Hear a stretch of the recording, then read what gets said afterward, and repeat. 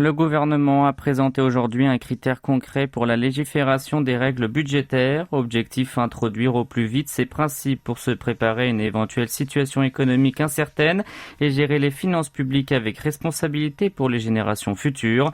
Son enjeu majeur consiste à faire en sorte que le déficit budgétaire et non celui public ne dépasse pas 3% du produit intérieur brut.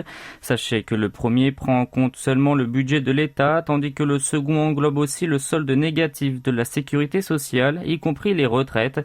Autrement dit, l'exécutif est décidé à appliquer un critère plus strict, étant donné que le fonds de pension est actuellement excédentaire. Si l'endettement de l'État représente plus de 60% du PIB à long terme, les pertes budgétaires seront réduites à 2% du PIB.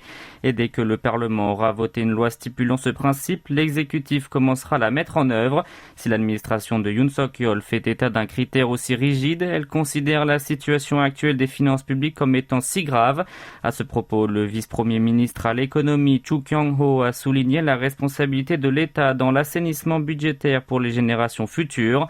Le gouvernement est aussi décidé à serrer la vis dans l'étude préliminaire de faisabilité des projets géants nécessitant un budget colossal. Pour être plus précis, il a fixé le plafond du soutien financier de l'État aux constructions des infrastructures comme les routes et les aéroports ou encore aux projets de recherche et développement. Une enveloppe de 50 milliards de won pour un coût total de 100 milliards.